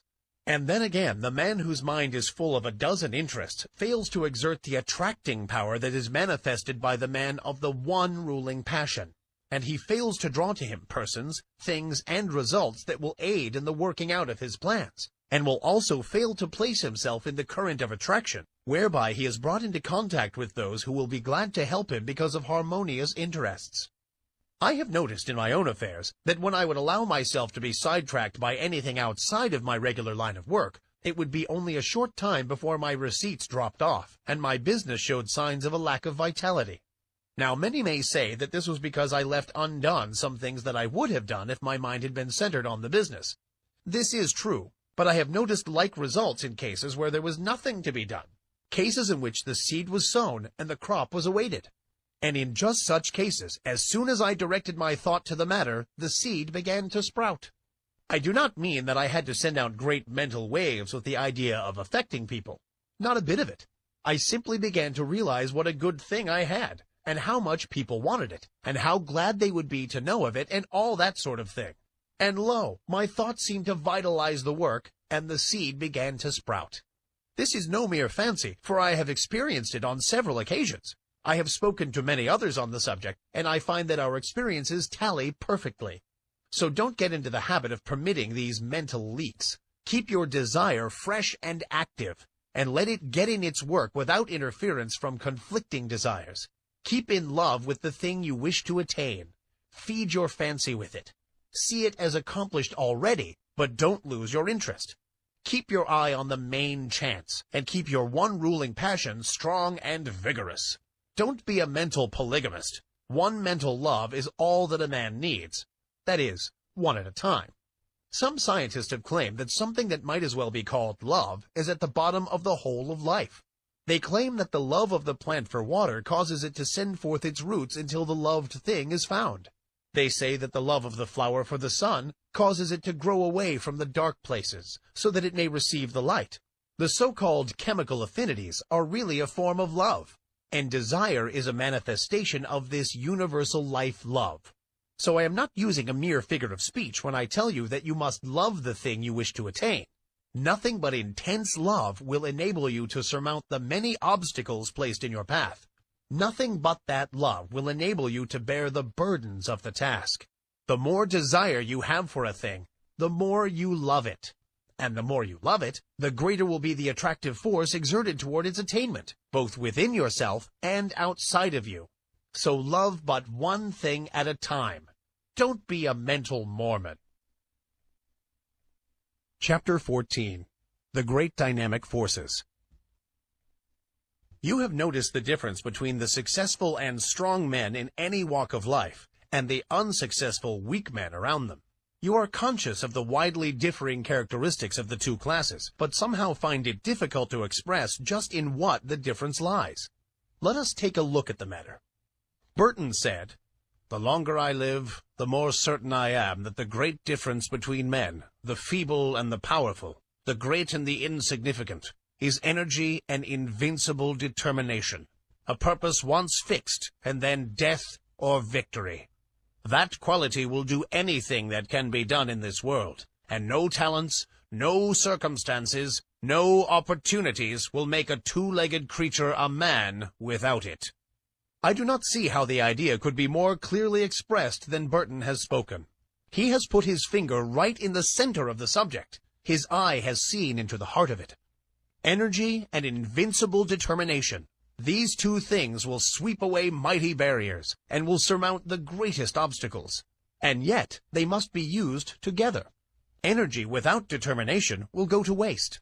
Lots of men have plenty of energy. They are full to overflowing with it. And yet, they lack concentration. They lack the concentrated force that enables them to bring their power to bear upon the right spot. Energy is not nearly so rare a thing as many imagine it to be. I can look around me at any time and pick out a number of people I know who are full of energy. Many of them are energy plus. And yet, somehow, they do not seem to make any headway. They are wasting their energy all the time. Now they are fooling with this thing, now meddling with that. They will take up some trifling thing of no real interest or importance, and waste enough energy and nervous force to carry them through a hard day's work. And yet, when they are through, nothing has been accomplished. Others who have plenty of energy fail to direct it by the power of the will toward the desired end. Invincible determination. Those are the words. Do they not thrill you with their power? If you have something to do, get to work and do it. Marshal your energy and then guide and direct it by your will. Bestow upon it that invincible determination, and you will do the thing. Everyone has within him a giant will, but the majority of us are too lazy to use it. We cannot get ourselves nerved up to the point at which we can say, truthfully, I will. If we can but pluck up our courage to that point, and then pin it in place so that it will not slip back, we will be able to call into play that wonderful power, the human will. Man, as a rule, has but the faintest conception of the power of the will, but those who have studied along the occult teachings know that the will is one of the great dynamic forces of the universe, and if harnessed and directed properly, it is capable of accomplishing almost miraculous things. Energy and invincible determination. Aren't they magnificent words? Commit them to memory. Press them like a die into the wax of your mind, and they will be a constant inspiration to you in hours of need. If you can get these words to vibrating in your being, you will be a giant among pygmies. Say these words over and over again, and see how you are filled with new life. See how your blood will circulate, how your nerves will tingle. Make these words a part of yourself, and then go forth anew to the battle of life, encouraged and strengthened. Put them into practice. Energy and invincible determination. Let that be your motto in your workaday life, and you will be one of those rare men who are able to do things. Many persons are deterred from doing their best by the fact that they underrate themselves by comparison with the successful ones of life, or rather, overrate the successful ones by comparison with themselves. One of the curious things noticed by those who are brought in contact with the people who have arrived is the fact that these successful people are not extraordinary after all. You meet with some great writer, and you are disappointed to find him very ordinary indeed. He does not converse brilliantly, and in fact, you know a score of everyday people who seem far more brilliant than this man, who dazzles you by his brightness in his books. You meet some great statesman, and he does not seem nearly so wise as lots of old fellows in your own village, who waste their wisdom upon the desert air. You meet some great captain of industry, and he does not give you the impression of the shrewdness so marked in some little bargain-driving trader in your own town. How is this, anyway? Are the reputations of these people fictitious? Or what is the trouble? The trouble is this. You have imagined these people to be made of superior metal, and are disappointed to find them made of the same stuff as yourself and those about you. But, you ask, wherein does their greatness of achievement lie? Chiefly in this: belief in themselves and in their inherent power, in their faculty to concentrate on the work at hand when they are working, and in their ability to prevent leaks of power when they are not working. They believe in themselves, and make every effort count. Your village wise man spills his wisdom on every corner, and talks to a lot of fools, when if he really were wise, he would save up his wisdom, and place it where it would do some work. The brilliant writer does not waste his wit upon every corner. In fact, he shuts the drawer in which he contains his wit, and opens it only when he is ready to concentrate and get down to business. The captain of industry has no desire to impress you with his shrewdness and smartness. He never did, even when he was young. While his companions were talking and boasting, and blowing, this future successful financier was sawing wood and saying nothing. The great people of the world, that is, those who have arrived, are not very different from you, or me, or the rest of us. All of us are about the same at the base. You have only to meet them to see how very ordinary they are after all. But don't forget the fact that they know how to use the material that is in them, while the rest of the crowd does not, and in fact, even doubts whether the true stuff is there. The man or woman who gets there usually starts out by realizing that he or she is not so very different after all from the successful people that they hear so much about. This gives them confidence, and the result is that they find out that they are able to do things. Then they learn to keep their mouths closed and to avoid wasting and dissipating their energy. They store up energy and concentrate it upon the task at hand, while their companions are scattering their energies in every direction, trying to show off and let people know how smart they are. The man or woman who gets there prefers to wait for the applause that follows deed accomplished, and cares very little for the praise that attends promises of what we expect to do someday, or an exhibition of smartness without works. One of the reasons that people who are thrown in with successful men often manifest success themselves is that they are able to watch the successful man and sort of catch the trick of his greatness. They see that he is an everyday sort of man, but that he thoroughly believes in himself, and also that he does not waste energy, but reserves all his force for the actual tasks before him. And, profiting by example, they start to work and put the lesson into practice in their own lives. Now, what is the moral of this talk? Simply this: don't undervalue yourself or overvalue others. Realize that you are made of good stuff, and that locked within your mind are many good things. Then get to work and unfold those good things, and make something out of that good stuff. Do this by attention to the things before you, and by giving to each the best that is in you, knowing that plenty of more good things are in you, ready for the fresh tasks that will come. Put the best of yourself into the undertaking on hand, and do not cheat the present task in favor of some future one. Your supply is inexhaustible. And don't waste your good stuff on the crowd of gapers, watchers, and critics who are standing around watching you work. Save your good stuff for your job, and don't be in too much of a hurry for applause. Save up your good thoughts for copy if you are a writer. Save up your bright schemes for actual practice if you are a businessman. Save up your wisdom for occasion if you're a statesman. Avoid the desire to scatter your pearls before the gaping crowd that wants to be entertained by a free show. Nothing very high about this teaching, perhaps, but it is what many of you need very much.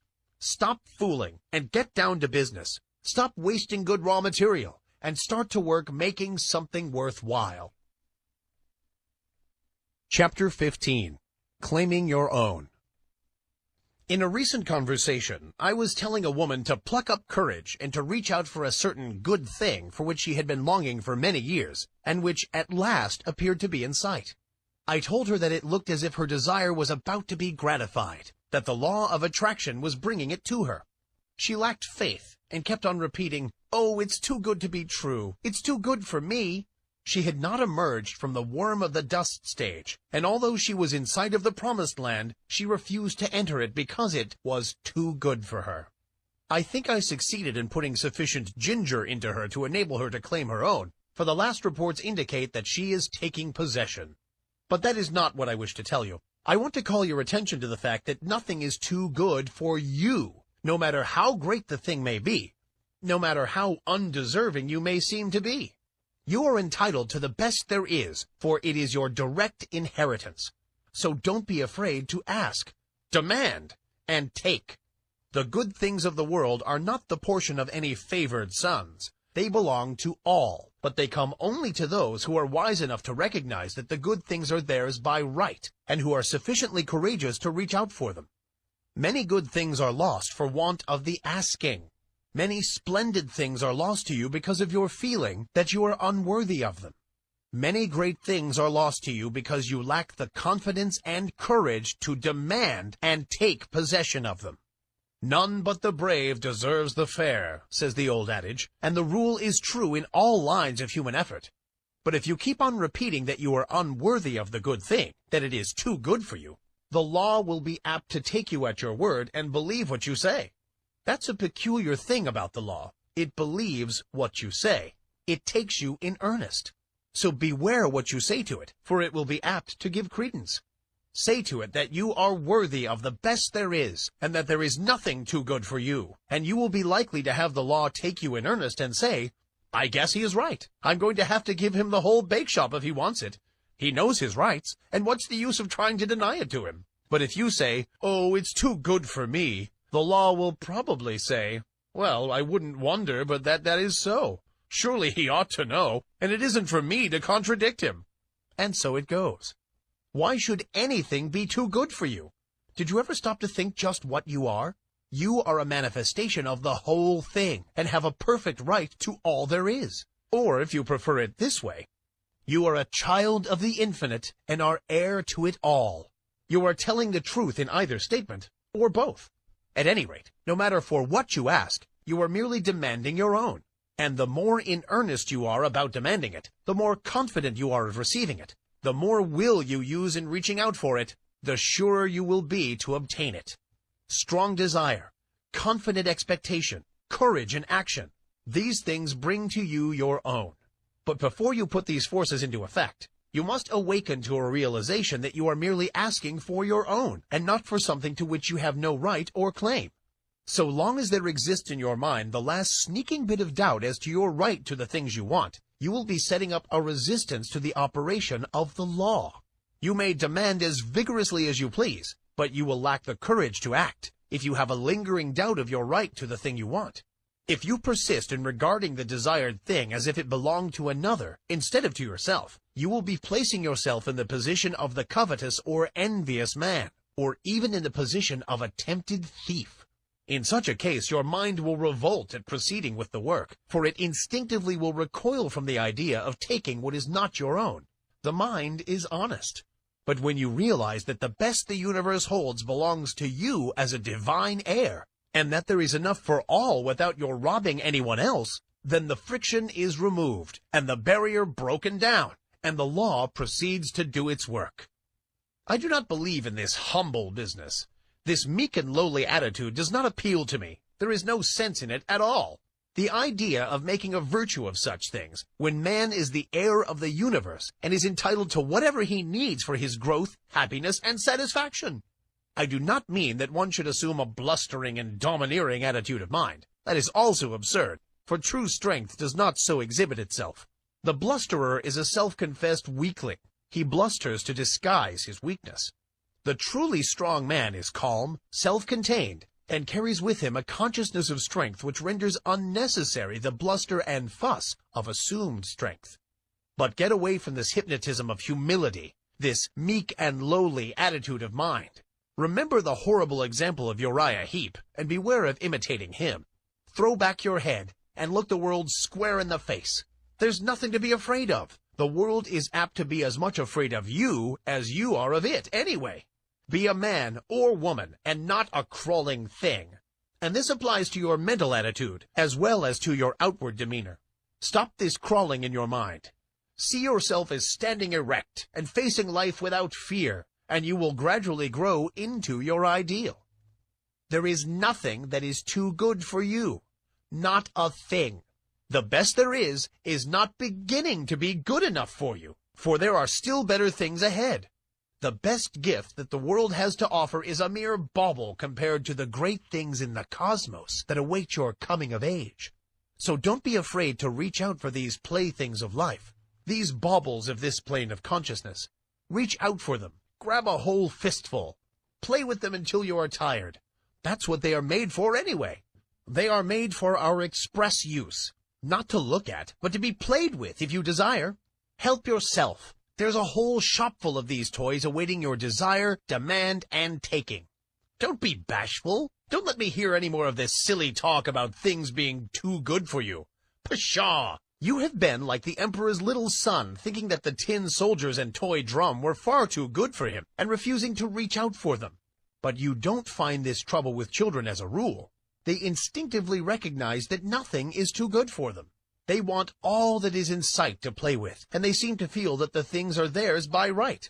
And that is the condition of mind that we seekers after the divine adventure must cultivate. Unless we become as little children, we cannot enter the kingdom of heaven. The things we see around us are the playthings of the kindergarten of God, playthings which we use in our game tasks. Help yourself to them. Ask for them without bashfulness. Demand as many as you can make use of. They are yours. And if you don't see just what you want, ask for it. There's a big reserve stock on the shelves and in the closets. Play, play, play to your heart's content. Learn to weave mats, to build houses with the blocks, to stitch outlines on the squares. Play the game through and play it well, and demand all the proper materials for the play. Don't be bashful. There's enough to go around. But remember this, while all this be true, the best things are still only game things. Toys, blocks, mats, cubes, and all the rest. Useful, most useful for the learning of the lessons. Pleasant, most pleasant with which to play. And desirable, most desirable for these purposes. Get all the fun and profit out of the use of things that is possible. Throw yourself heartily into the game and play it out. It is good. But here's the thing to remember. Never lose sight of the fact that these good things are but playthings, part of the game, and you must be perfectly willing to lay them aside when the time comes to pass into the next class, and not cry and mourn because you must leave your playthings behind you. Do not allow yourself to become unduly attached to them. They are for your use and pleasure, but are not a part of you, not essential to your happiness in the next stage. Despise them not because of their lack of reality. They are great things relatively, and you may as well have all the fun out of them that you can. Don't be a spiritual prig, standing aside and refusing to join in the game. But do not tie yourself to them. They are good to use and play with, but not good enough to use you and make you a plaything. Don't let the toys turn the tables on you. This is the difference between the master of circumstances and the slave of circumstances. The slave thinks that these playthings are real, and that he is not good enough to have them. He gets only a few toys because he is afraid to ask for more, and he misses most of the fun. And then, considering the toys to be real, and not realizing that there are plenty more where these came from, he attaches himself to the little trinkets that have come his way, and allows himself to be made a slave of them. He is afraid that they may be taken away from him, and he is afraid to toddle across the floor and help himself to the others. The master knows that all are his for the taking. The master knows that all are his for the asking. He demands that which he needs from day to day, and does not worry about overloading himself, for he knows that there are lots more, and that he cannot be cheated out of them. He plays, and plays well, and has a good time in the play, and he learns his kindergarten lessons in the playing. But he does not become too much attached to his toys. He is willing to fling away the worn-out toys and reach out for a new one. And when he is called into the next room for promotion, he drops on the floor the worn-out toys of the day, and with glistening eyes and confident attitude of mind, marches into the next room, into the great unknown, with a smile on his face. He is not afraid, for he hears the voice of the teacher, and knows that she is there waiting for him, in that great next room. Chapter 16. Law, Not Chance. Some time ago I was talking to a man about the attractive power of thought. He said that he did not believe that thought could attract anything to him, and that it was all a matter of luck. He had found, he said, that ill luck relentlessly pursued him, and that everything he touched went wrong. It always had and always would, and he had grown to expect it. When he undertook a new thing, he knew beforehand that it would go wrong and that no good would come of it. Oh, no! There wasn't anything in the theory of attractive thought so far as he could see. It was all a matter of luck. This man failed to see that by his own confession he was giving a most convincing argument in favor of the law of attraction. He was testifying that he was always expecting things to go wrong, and that they always came about as he expected. He was a magnificent illustration of the law of attraction, but he didn't know it, and no argument seemed to make the matter clear to him. He was up against it, and there was no way out of it. He always expected the ill luck, and every occurrence proved that he was right, and that the mental science position was all nonsense. There are many people who seem to think that the only way in which the law of attraction operates is when one wishes hard, strong, and steady. They do not seem to realize that a strong belief is as efficacious as a strong wish. The successful man believes in himself and his ultimate success, and, paying no attention to little setbacks, stumbles, tumbles, and slips, presses on eagerly to the goal, believing all the time that he will get there.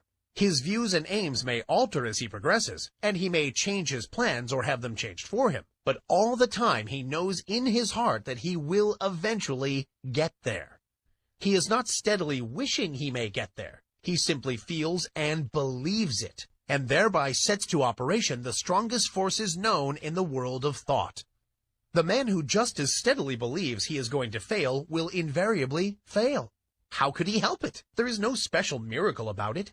Everything he does, thinks, and says is tinctured with the thought of failure. Other people catch his spirit and fail to trust him or his ability, which occurrences he in turn sets down as but other exhibitions of his ill luck, instead of ascribing them to his belief and expectation of failure.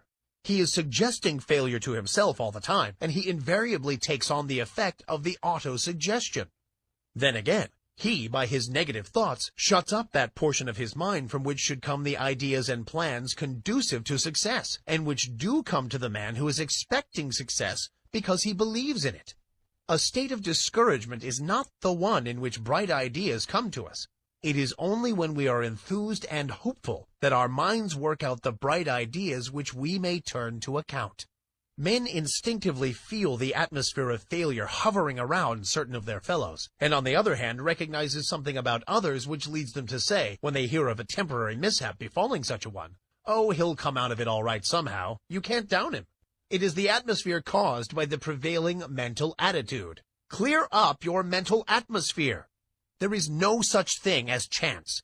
Law maintains everywhere, and all that happens because of the operation of law. You cannot name the simplest thing that ever occurred by chance. Try it, and then run the thing down to a final analysis, and you will see it as the result of law. It is as plain as mathematics. Plan and purpose, cause and effect. From the movements of worlds to the growth of the grain of mustard seed, all the result of law. The fall of the stone down the mountainside is not chance. Forces which had been in operation for centuries caused it. And back of that cause were other causes, and so on until the causeless cause is reached. And life is not the result of chance. The law is here too. The law is in full operation whether you know it or not, whether you believe in it or not. You may be the ignorant object upon which the law operates, and bring yourself all sorts of trouble because of your ignorance of or opposition to the law. Or you may fall in with the operations to the law, get into its current as it were, and life will seem a far different thing to you. You cannot get outside of the law by refusing to have anything to do with it. You are at liberty to oppose it and produce all the friction you wish to. It doesn't hurt the law, and you may keep it up until you learn your lesson. The law of thought attraction is one name for the law, or rather for one manifestation of it. Again I say, your thoughts are real things. They go forth from you in all directions, combining with thoughts of like kind, opposing thoughts of a different character, forming combinations, going where they are attracted, flying away from thought centers opposing them. And your mind attracts the thought of others, which have been sent out by them, consciously or unconsciously. But it attracts only those thoughts which are in harmony with its own. Like attracts like, and opposites repel opposites in the world of thought. If you set your mind to the keynote of courage, confidence, strength, and success, you attract to yourself thoughts of like nature. People of like nature, things that fit in the mental tune. Your prevailing thought or mood determines that which is to be drawn toward you, picks out your mental bedfellow. You are today setting into motion thought currents which will, in time, attract toward you thoughts, people, and conditions in harmony with the predominant note of your thought. Your thought will mingle with that of others of like nature and mind, and you will be attracted toward each other, and will surely come together with a common purpose sooner or later, unless one or the other of you should change the current of his thoughts. Fall in with the operations of the law. Make it a part of yourself. Get into its currents. Maintain your poise. Set your mind to the keynote of courage, confidence, and success. Get in touch with all the thoughts of that kind that are emanating every hour from hundreds of minds. Get the best that is to be had in the thought world. The best is there, so be satisfied with nothing less. Get into